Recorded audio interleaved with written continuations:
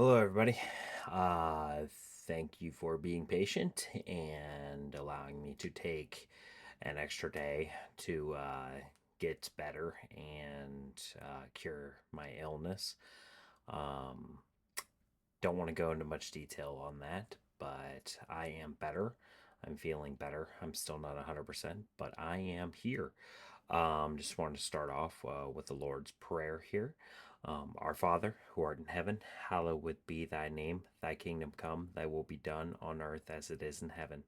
Give us this day our daily bread, and forgive us our trespasses, as we forgive those who trespass against us. And lead us not into temptation, but deliver us from evil. For thine is the kingdom, the power, and the glory forever. Amen.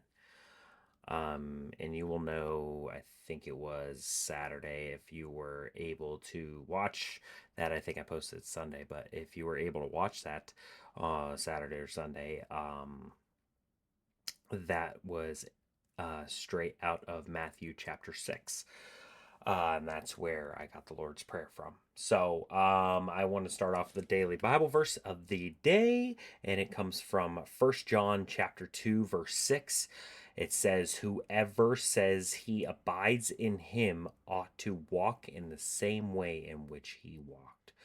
Um, Whoever says that he abides in him, as in whoever says that Jesus is in him or with him, ought to walk in the same path that he walked. That way, you have a very fruitful and successful life. And if you walk in the path that Jesus wants you to walk, good things will happen. And then I wanted to go into Matthew chapter 10 and read out of that. I'm sorry, it is very bright. This is what you are seeing. It is extremely bright for whatever reason. I have no idea why. Maybe I can turn. Do I? Don't know if I have the ability to turn. Maybe that'll help out a little bit. My goodness, it's bright. Okay, so out of Matthew chapter 10, this is where we left off after Scripture Saturday. It starts off with the 12 apostles. I actually have water today to cure my dry mouth.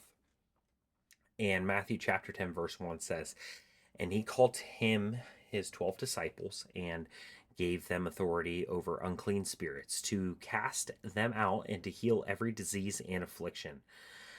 The names of the 12 apostles are these: first, Simon, who is called Peter, and Andrew, his brother, James, the son of Zebedee, and John, his brother, Philip and Bartholomew, Thomas and Matthew the tax collector, James the son of Alphaeus and Thaddeus, Simon the zealot, and Judas Iscariot, who betrayed him, who betrayed Jesus. Jesus sends out the 12 apostles. These 12 Jesus sent out, instructing them. And Jesus says, "Go nowhere among the Gentiles and enter no town of Samaritans, but go rather to the lost sheep of the house of Israel, and proclaim as you go, saying, the kingdom of heaven is at hand. Heal the sick, raise the dead, cleanse lepers, cast out demons, receive you received without paying, give without pay. Acquire no gold or silver or copper for your belts, no bag for your journey, and two tunics, or sandals, or a staff. For the laborer deserves his food. In whatever town or village you enter, find out who is worthy in it, and stay there until you depart. As you enter the house, greet it, and if the house is worthy, let your peace come upon it. But if it is not worthy, let your peace return to you. And if anyone will not receive you or listen to your words, shake off the dust from your feet, when you leave that house or town. Truly I say to you, it will be more bearable on the day of judgment for the land of Sodom and Gomorrah than for that town. Persecution will come. Behold, I am sending you out as sheep into the midst of wolves. For be wise as serpents and innocent as doves. Beware of men, for they will deliver you over the courts and flog you in their synagogues, and you will be dragged before governors and kings for my sake, to bear witness before them and the Gentiles. When they deliver you over, do not be anxious how you are to speak or what you are to say. For what you are to say will be given to you in that hour. For it is not you who speak, but the Spirit of your Father speaking through you. Brother will deliver brother over to death, and the father his child, and children will rise against parents and have them put to death. And you will be hated by all for my name's sake. But the one who endures to the end will be saved. When they persecute you in one town, flee to the next. For truly I say to you, you will not have gone through all the towns of Israel before the Son of Man comes. A disciple is not above his teacher, nor a servant above his master. It is enough for the disciple to be like his teacher, and the servant like his master. If they have called the master of the house Beelzebub, how much more will they malign those of his household? Have no fear. So have no fear of them, for nothing is covered that will not be revealed, or hidden that will not be known. What I tell you in the dark, say in the light, and what you hear whispered, proclaim on the housetops. And do not fear those who kill the body, but cannot kill the soul. Rather, fear him who can destroy both soul and body in hell. Are not two sparrows sold for a penny? And not one of them will fall to the ground apart from your Father. But even the hairs on your head are all numbered. Fear not, therefore, you are of more value than many sparrows. So everyone who acknowledges me before men, I will also acknowledge before my Father who is in heaven. But whoever denies me before men, I will also deny before my Father who is in heaven. That is a very, very important thing to know. Do not deny God. Do not deny Jesus. If you are a Christian, in front of people, in front of many people. For if you deny him in front of men, many people, he will deny you into heaven. Plain and simple. So make sure you know that verse. That is Matthew chapter 10, verses 32 and 33. Not peace, but a sword. Do not think that I have come to bring peace to the earth. I have not come to bring peace, but a sword. For I have come to set a man against his father, and a daughter against her mother, and a daughter-in-law against her mother-in-law. And a person's enemies who will be those of his own household. Whoever loves father and or mother more than me is not worthy of me, and whoever loves son or daughter more than me is not worthy of me. And whoever does not take his cross and follow me is not worthy of me. Whoever finds his life will lose it, and whoever loses his life for my sake will find it. Also, make sure you know that is very important too. You love Jesus before you love anything else. Remember, it's always God, family, friends, and then occupation. But always keep God first. Always. Rewards. Whoever receives you receives me, and whoever receives me receives him who sent me. The one who receives a prophet because he is a prophet will receive a prophet's reward. And the one who receives a righteous person, because he is a righteous person, will receive a righteous person's reward. And whoever gives one of these little ones even a cup of cold water because he is a disciple, truly, I say to you, he will by no means lose his reward. All right, that is Matthew chapter 10. There's a couple key verses in there. Well, couple key, like, really, I'd say from Matthew chapter 32 really all the way to 42 is like very, very important. Um, Making sure that you are acknowledging him before everyone. You do not deny him because he will deny you in heaven. And making sure to keep him first before everything else, before your sons, your daughters, your wives, your husbands, your mother, your father, everybody. It's God, family, country, and that's the way it should be. All right, let's go ahead and exit out of that for tonight, and we will go back to this. All right, how grateful I really am though, to be able to do this type of thing. I am very, very grateful for doing this, to be able to share the word with you, to be able to come on here with a healthy spirit and now a healthy body, and being able to help myself and you grow towards our Father who is in heaven. Um, I say this to you because I do not want to deny him before any of you or anybody else out there. I just don't do that. I was born into this. Um Necessarily I was born into this, and I have continued to be in this. Now I was on and off for a little bit whenever I decided to go out on my own and decided to do my own thing. But really in the last couple of years I found myself coming back every single time.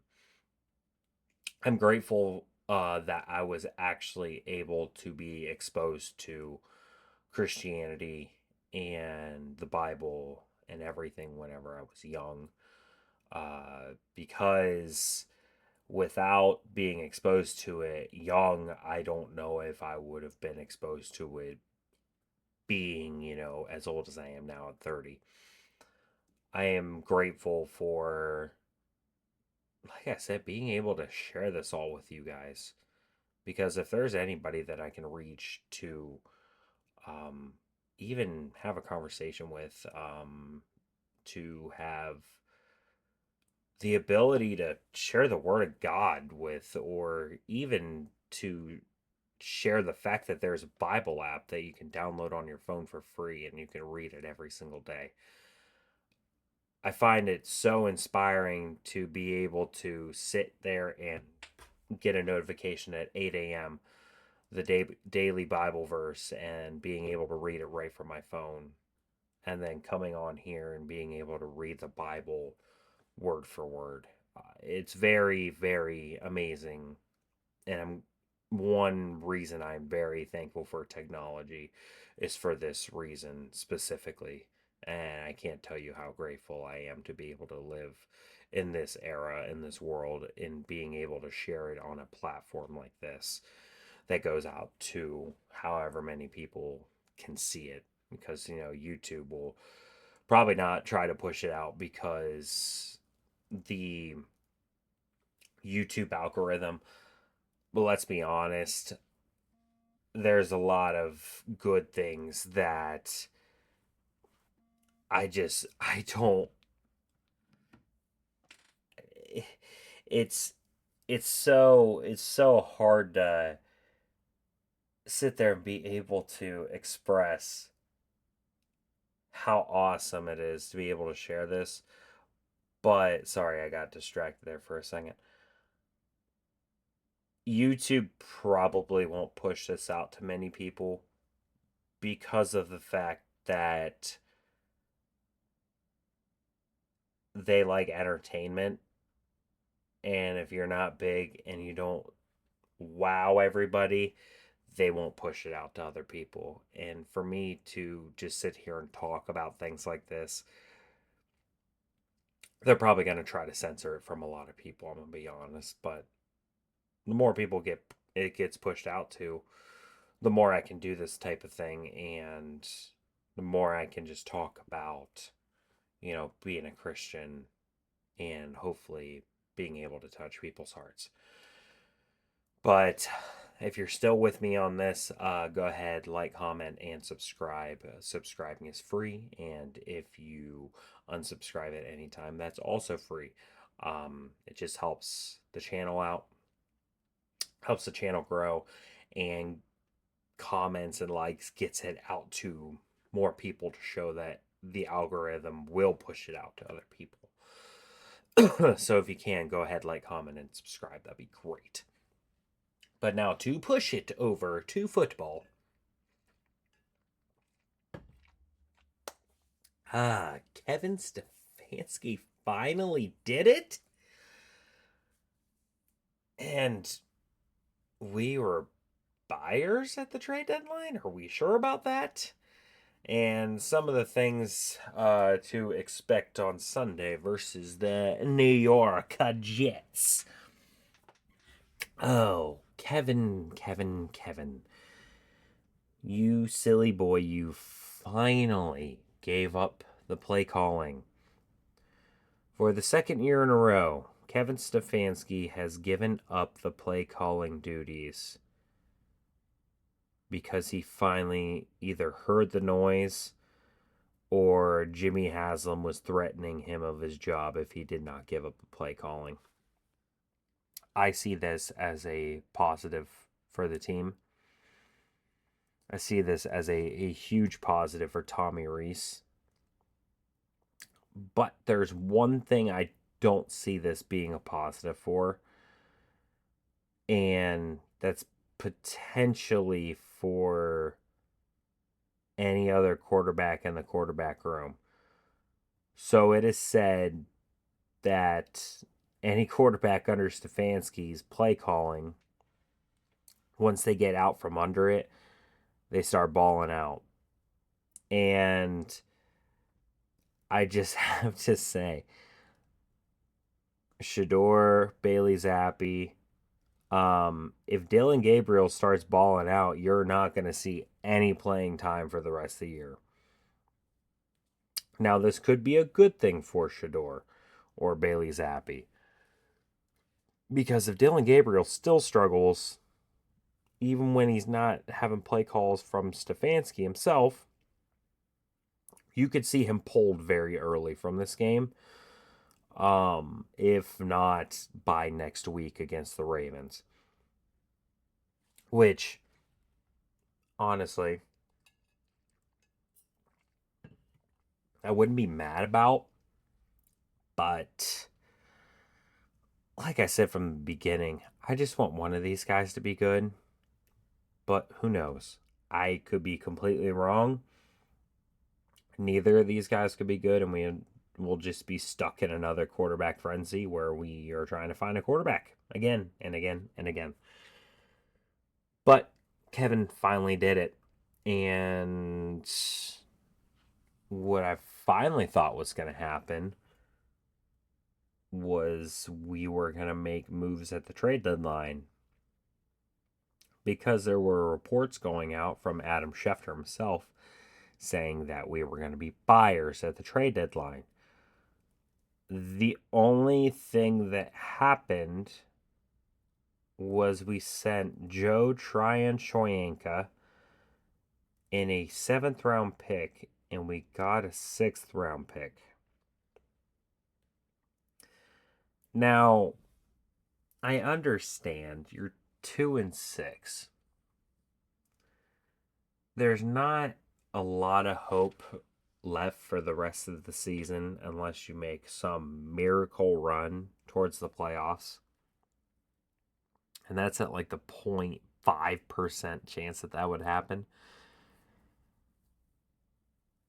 why on earth are you buyers at the trade deadline, but you only make one move? I did hear they were trying to move in for Garrett Wilson because the Jets gave up Sauce Gardner and Quinnen Williams. But I hope and pray to God that you at least tried to get other players, offensive linemen maybe, because God knows they're going to be more expensive in the off season. I'm just confused because Andrew Berry likes to take this soft approach on things. He doesn't like to be aggressive. He likes to be very patient, and sometimes that bites him in the butt, but other times it actually works. But if you're looking to get young talent that is either already on a contract or you can get them on a contract right away, why not take a swing at somebody, say, like Jackson Powers Johnson from the Raiders, who was on the trade block, who they said they only wanted a 4th-round pick for, and he was drafted in the 2nd round from last year. Yeah, that could have solved your center problem for the future because he's only 22 years old. I know it's an unpopular name at the moment, but Evan Neal. He's a tackle or a guard, whichever one that he's playing right now. I think he got drafted as a tackle in the top 10. Now, granted, he hasn't lived up to potential, but you could at least gave up a 6th or a 7th round pick for him to see maybe what you could have turned him into. You have tackle problems. I mean, 4 of your starting offensive line are not going to be here next year. So, the fact that we're not trying to make a move just makes me think that this delusional organization really thinks that they can win right now. I don't know. It's such a strange thing to even think about. We're 2-6 and they think that we potentially have a shot at the playoffs. It's such a weird mix of emotions as a fan. But one thing that can start us off on a run potentially is a win over the Jets this Sunday. Now, like I said, they got rid of Sauce Gardner and Quinnen Williams. They're 2 best players on defense. If we do not pull out a victory this week and score over 20, I'm going to say 25 points, you just got rid of your best 2 players on your defense. If they do not score over 25 points with Tommy Reese calling the plays, by golly gee willikers, they have to get rid of somebody.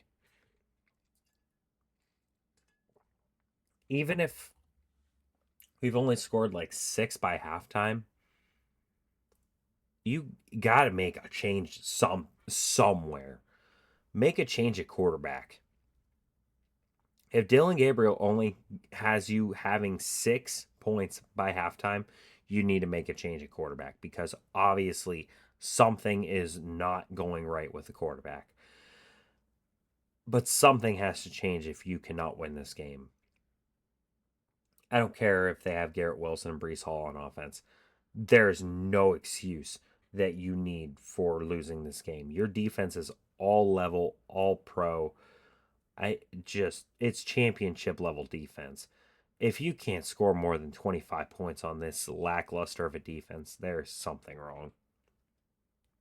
Stefanski better, if he wants to win and win now with this team that we have right now, he better find a way to wheel them to a victory on Sunday.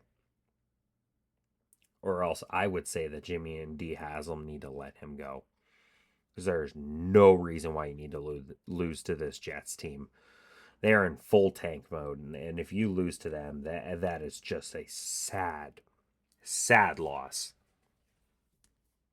But anyway, I digress. Thank you guys very much for watching this episode.